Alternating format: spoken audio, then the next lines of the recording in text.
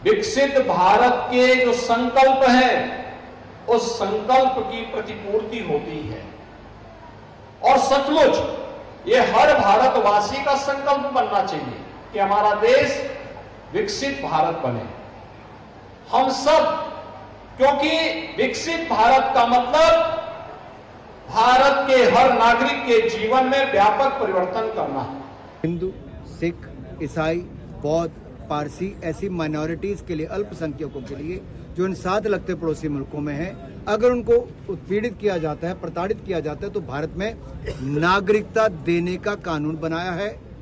दुनिया भर में इतना बड़ा मानवीय कार्य किसी ने किया है तो प्रधानमंत्री नरेंद्र मोदी जी ने और अमित शाह जी ने किया है। यानी प्रधानमंत्री मोदी का पहला और दूसरा कार्यकाल सियासी पटल पर अटल हो चुका है, तो अब तीसरे कार्यकाल की बारी है, जिसकी पूरी तैयारी है और नारा भी 400 पार कर दिया जा रहा है। Bureau report, news 18। और रुक करेंगे इस बीच मिल रही एक और बड़ी खबर का। डूंगरपुर से बड़ी खबर है, पेपर लीक माफिया पर बड़ा एक्शन लिया गया है।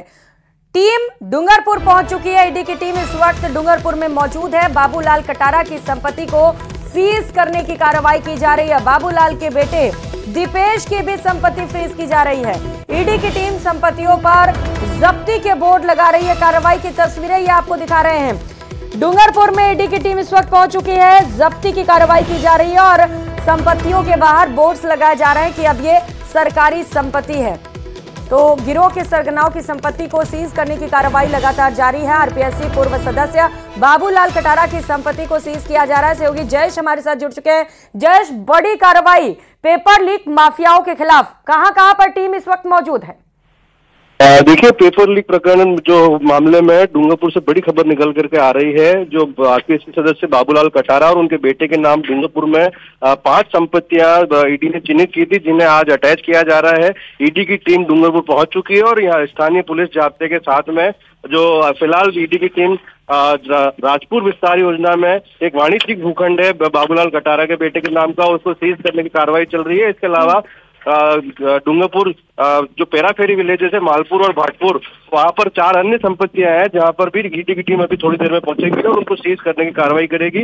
ईडी की टीम मौके पर भारत सरकार प्रवर्तन निदेशालय के बोर्ड लगा रही है, जिस पर लिखा हुआ है कि इस संपत्ति का जो पोजीशन है आज से भारत सरकार के हक में रहेगा। जी बिल्कुल, तस्वीरें हम दिखा रहे हैं। सबसे पहले न्यूज़ 18 राजस्थान पर prevention of money laundering act के तहत ईडी की ओर से बड़ी कार्रवाई की जा रही है डूंगरपुर में। आप नजर बना रखिएगा जयेश, अपडेट मिलते ही आपके पास लौटेंगे। बहुत शुक्रिया फिलहाल आपका।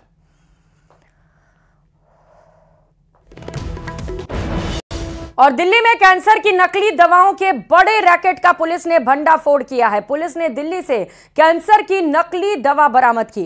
जब्त की गई कैंसर की जीवन रक्षक दवा की कीमत 4 करोड़ रुपए बताई जा रही है। इस मामले में पुलिस 7 आरोपियों को पहले ही गिरफ्तार कर चुकी है, जिसमें 2 एक नामी कैंसर अस्पताल के कर्मचारी बताए जा रहे हैं। तो 7 आरोपियों को गिरफ्तार किया गया है। अभी इन्वेस्टिगेशन चल रहा है। उनका स्टाफ, अभी 2 लोगों को हम लोगों ने पकड़ा है। अब आगे इन्वेस्टिगेशन में सारे एस्पेक्ट्स को किया जाएगा। एक चेन इसकी हमारी बिहार तक सप्लाई चेन पहुंची है, तो वहां भी हमारी टीम गई हुई है और वहां भी कुछ समय बाद हम लोगों को पता चलेगा कि कहाँ गई है, कैसे हुआ है। रिपोर्ट आई थी कि इस तरह से कोई एक कैंसर की मेडिसिन है जो कि कीमो में यूज़ होती है इंजेक्शन, उसको वो नकली इंजेक्शन से भर के ऐसे मार्केट में बेच रहे हैं। उसको काफ़ी शिद्दत से फिर उन्होंने ट्रैक किया कौन कौन लोग हो सकते हैं इसमें इन्वॉल्व, कहाँ से बना सकते हैं, क्या है। तो उसको कम से कम 1-1.5 महीना जब हमने पूरा फॉलोअप करके उसकी इनपुट डेवलप की, फिर हमने बिना समय गवाए 4 लोकेशन जो इमीडिएटली आई थी उन सब पे हमने रेड की और फिर ये कैंसर दवाई जो भरने वाली फैक्ट्री थी वो बस्ट हुई और बनी हुई दवाइयाँ, खाली शीशियाँ और कैश बरामद हुआ और 7 लोग गिरफ्तार किए गए। और रुक करेंगे अजमेर से मिल रही बड़ी खबर का। आरपीएससी कार्यालय एसीबी की टीम पहुंच चुकी है। जयपुर एसीबी की टीम इस वक्त आरपीएससी कार्यालय पहुंची हुई है। आरपीएससी सदस्य मंजू शर्मा से पूछताछ की जानी है। इसी सिलसिले में एसीबी की टीम इस वक्त कार्यालय पहुंच चुकी है। मंजू शर्मा आरपीएससी कार्यालय में ही मौजूद हैं, तो माना जाए कि वहीं पर मंजू शर्मा से एसीबी की टीम पूछताछ करेगी। आरपीएससी अध्यक्ष के कमरे में मंजू शर्मा इस वक्त मौजूद हैं, जहां पर एसीबी की टीम भी पहुंच चुकी है और गोपाल केसावत भ्रष्टाचार मामले को लेकर मंजू शर्मा से पूछताछ की जाएगी। तो एक बड़ा भ्रष्टाचार किया गया और इस मामले में पहले ही पूछताछ की जा चुकी है। आज मंजू शर्मा से इस पूरे मामले को लेकर पूछताछ की जाएगी। और बताते चले कि आरपीएससी कार्यालय में एसीबी की टीम पहुंच चुकी है। तस्वीरें सबसे पहले न्यूज 18 राजस्थान पर सहयोगी अशोक हमारे साथ जुड़ चुके हैं। अशोक, एसीबी की टीम पहुंच गई है, पूछताछ शुरू हो चुकी है क्या? आवाज पहुंच रही है अशोक? बिल्कुल बिल्कुल आवाज पहुंच रही है। सवाल वापस दोहरा दें। आरपीएससी कार्यालय में एसीबी की टीम पहुंच चुकी है और मंजू शर्मा भी वहीं पर हैं। पूछताछ शुरू हो चुकी है क्या वहां पर? जी बिल्कुल, आरपीएससी कार्यालय में एसीबी की टीम पहुंच गई है। सुरेंद्र सिंह जो राठौड़ हैं एडिशनल एसपी, वो अंदर गए हैं। इसके साथ ही अजमेर की जो एसीबी की टीम है वो भी अंदर मौजूद है। अब कार्यालय में उनके जो चेंबर है उसमें अभी बैठे हैं, पूछताछ शुरू होने वाली है। चेयरमैन जो है संजय श्रोत्री, वो भी आरपीएससी में मौजूद हैं। उनसे एक बार 1-to-1 बातचीत करने के बाद जो है मेंबर जो है मंजू शर्मा, उनसे पूछताछ होनी है। आपको बता दें, पूर्व मंत्री गोपाल केसावत जो भ्रष्टाचार मामले में यहाँ पर गिरफ्तार हुए थे 18,50,000 की रिश्वत मामले में, ईओ भर्ती 2023 का ये मामला है। तो इस मामले में दोनों जो सदस्य हैं उनका नाम भी सामने आया था। जो परिवादी है विकास, उसने आरोप लगाया था कि इसमें जो है दो सदस्य हैं उनकी ओर से भी डिमांड की गई थी। तो कितनी सत्यता है इस मामले में बातचीत करने के लिए एसीबी की टीम यहां पहुंची है। और 40 लाख रुपए की रिश्वत की डिमांड उनसे की गई थी भर्ती में उनको एंट्री दिलाने के लिए। तो कितनी इस मामले में सच्चाई है और इस मामले में कितने आरोप उनके जो लगाए गए हैं वो सत्य है, इन सभी पहलुओं को लेकर पूछताछ की जानी है। कल जो है एक दूसरे मेंबर संगीता आर्य से पूछताछ की गई थी, उनसे जानकारी ली गई थी, उनके बयान दर्ज किए गए थे, उनका क्या रोल था इस भर्ती में। अब जो है आज क्योंकि आरपीएससी एक संवैधानिक संस्था है, उसमें अंदर एंट्री जो है एसीबी की हो गई है। और जो एडिशनल एसपी है उनकी टीम और जो क्योंकि महिला है तो महिला जो सीआई है एसीबी की, उनको यहाँ पर मीरा जी हैं, उनको यहाँ पर लाया गया है। उनकी मौजूदगी में जो है पूछताछ होनी है। किस तरह के सवाल होंगे वो एसीबी कौन कौन से उनसे प्रश्न पूछेगी और वो कितना जवाब देती है, ये कह पाना अभी मुश्किल होगा। लेकिन क्योंकि ये भ्रष्टाचार से जुड़ा मामला है, पूर्ववर्ती सरकार के जो मंत्री रहे गोपाल केसावत, उनको 18,50,000 के साथ गिरफ्तार किया था और अब नई सरकार आ गई है। तो जो सदस्य हैं वो भी पूर्ववर्ती सरकार के लगाए गए हैं। तो अलग अलग जो सवाल हैं वो भी खड़े होते हैं और कितना भ्रष्टाचार और कितना खेल जो है आरपीएससी की ओर से यहाँ पर चलाया जा रहा था और कौन कौन इसमें शामिल है, इन सभी पहलुओं को लेकर जो है यहाँ पर बातचीत उनसे की जानी है, उनके बयान दर्ज किए जाने हैं। बिल्कुल अशोक, फहरिस्त भी होगी सवालों की एसीबी की टीम के पास। अब देखते हैं कि पूछताछ में क्या खुलासे होते हैं। बहुत शुक्रिया आपका अशोक तमाम जानकारियों के लिए। डूंगरपुर से मिल रही बड़ी खबर का रुख करेंगे, जहां पर घर के बाहर बैठे लोगों पर पैंथर ने अटैक कर दिया। पैंथर के हमले में 5 लोग जख्मी हो गए हैं। हमले के बाद घर के अंदर पैंथर चला गया और लोगों ने पैंथर को घर में ही बंद कर दिया। सूचना के बाद वन विभाग की टीम मौके पर पहुंची। घायलों को जिला अस्पताल में भर्ती कराया गया है। तो लगातार रहवासी इलाके में पैंथर के मूवमेंट देखे जा रहे हैं, जिससे लोगों में भय का माहौल है। और ये बड़ी खबर इस वक्त की आपको बता रहे हैं डूंगरपुर से, जहां पर कुछ लोग घर के बाहर बैठे हुए थे, बातचीत कर रहे थे और इसी दौरान पैंथर ने उन पर हमला कर दिया। कुल 5 लोग इस हमले में जख्मी हो गए और इसके बाद जब पैंथर घर में घुसा तो उसे घर के अंदर ही बंद कर दिया गया। गनीमत ये रही कि लोगों ने वहां पर चालाकी दिखाते हुए पैंथर को घर में बंद कर दिया, जिसके चलते आगे बड़ा हादसा नहीं हुआ। और चलिए अब बात करते हैं उस भीड़ की जो इंसाफ ऑन द स्पॉट करती है। दरअसल एक युवक को लोगों ने चोरी के शक में पकड़ा और इसके बाद उसे बेरहमी से पीटा गया।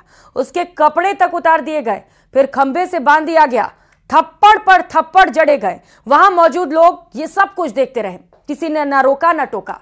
हालांकि पुलिस ने वीडियो के आधार पर लोगों को चिन्हित कर लिया है। ये रिपोर्ट देखिए।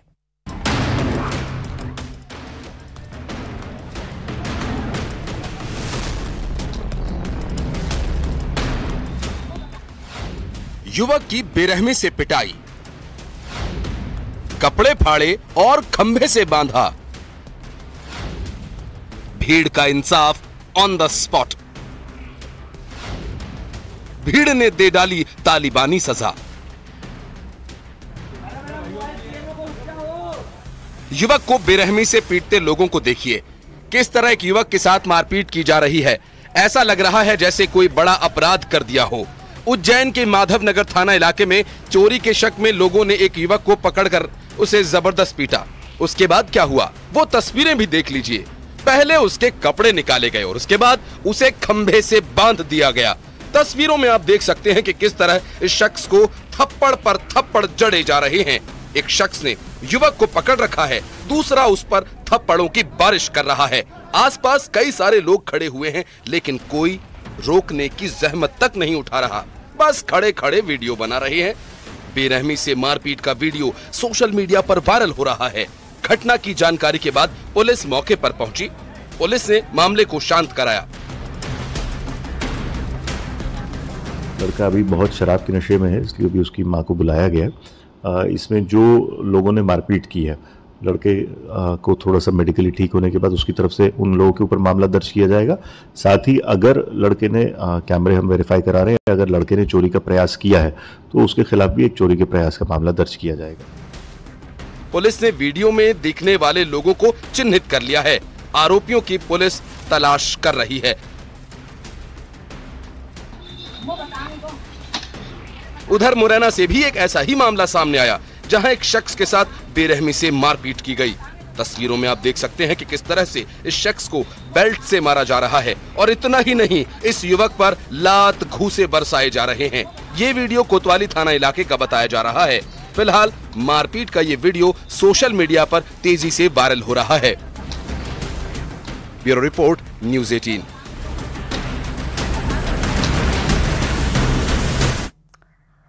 और चलिए आपको सीधे लिए चलते हैं, प्रधानमंत्री कुछ बोल रहे हैं, सुनाते हैं। इंश्योरेंस और टेलीकॉम जैसे सेक्टर्स में एफडीआई पॉलिसी को और लिबरल किया गया है।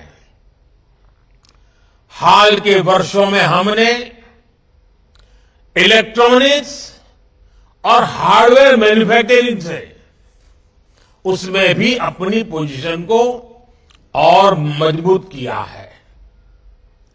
लार्ज स्केल इलेक्ट्रॉनिक्स मैन्युफैक्चरिंग और आईटी हार्डवेयर के लिए पीएलआई स्कीम्स हो, इलेक्ट्रॉनिक कंपोनेंट्स के लिए स्कीम्स हो या फिर इलेक्ट्रॉनिक्स मैन्युफैक्चरिंग क्लस्टर्स हो, इन सभी में भारत ने इंसेंटिव देकर इलेक्ट्रॉनिक्स इकोसिस्टम को तरक्की के नए अवसर दिए हैं। आज भारत पूरी दुनिया का दूसरा सबसे बड़ा मोबाइल फोन मैन्युफैक्चरर है। कुछ समय पहले हमने नेशनल क्वांटम मिशन की भी शुरुआत की है। इनोवेशन को बढ़ावा देने के लिए नेशनल रिसर्च फाउंडेशन की स्थापना भी की गई है। इंडिया एआई मिशन का भी तेजी से विस्तार होने जा रहा है। यानी हम सिर्फ टेक्नोलॉजी एडॉप्शन नहीं, टेक्नोलॉजी एडवांसमेंट के रास्ते पर भी बढ़ रहे हैं। साथियों, सेमीकंडक्टर इंडस्ट्री का सबसे ज्यादा लाभ अगर किसी को मिलने वाला है तो वो हमारे भारत के युवा है। सेमीकंडक्टर इंडस्ट्री कम्युनिकेशन से ट्रांसपोर्टेशन तक कई सेक्टर्स जुड़े होते हैं। ग्लोबल इकोनॉमी में भी इस इंडस्ट्री से कई बिलियन डॉलर का रेवेन्यू और एम्प्लॉयमेंट जनरेशन होता है। यानी चीप मैन्युफैक्चरिंग सिर्फ एक इंडस्ट्री मात्र नहीं है, ये विकास का वो द्वार खोलती है जो असीम संभावनाओं से भरा हुआ है। इस सेक्टर से न सिर्फ भारत में रोजगार के नए अवसर बनने वाले हैं, बल्कि टेक्नोलॉजिकल एडवांसमेंट्स के क्षेत्र में भी बड़ी प्रगति होने वाली है। आज दुनिया भर की सेमीकंडक्टर चिप के पीछे जो डिजाइन है और उस डिजाइन के पीछे का जो दिमाग है, वो दिमाग अधिकांश भारत के युवा का ही है। इसलिए आज जब भारत सेमीकंडक्टर मैन्युफैक्चरिंग के क्षेत्र में आगे बढ़ रहा है, तो हम टैलेंट इकोसिस्टम की इस साइकिल को एक प्रकार से कंप्लीट कर रहे हैं। आज अभी इस कार्यक्रम में हमारे साथ जुड़े हुए युवा ये जानते हैं कि कैसे आज देश में उनके लिए नई नई संभावनाएं बन रही हैं, नए अवसर बन रहे हैं। स्पेस का सेक्टर हो, मैपिंग का सेक्टर हो, भारत ने अपने युवाओं के लिए इन सेक्टर्स को पूरी तरह खोल दिया है। हमारी सरकार ने स्टार्टअप इकोसिस्टम को जो इंसेंटिव दिए हैं, जो प्रोत्साहन दिया है, वो अभूतपूर्व है। और इसी का कमाल है कि इतने कम वर्षों में भारत दुनिया का तीसरा सबसे बड़ा स्टार्टअप इकोसिस्टम बन गया है। अब आज के इस आयोजन के बाद सेमीकंडक्टर सेक्टर में भी हमारे स्टार्टअप के लिए नए मौके बनने जा रहे हैं। मुझे विश्वास है कि ये नई शुरुआत हमारी युवा पीढ़ी को एडवांस टेक्नोलॉजी जॉब से जुड़ने की नई अपॉर्चुनिटी देगी। साथियों, आपको याद होगा लाल किले से मैंने कहा था, यही समय है, सही समय है। फिलहाल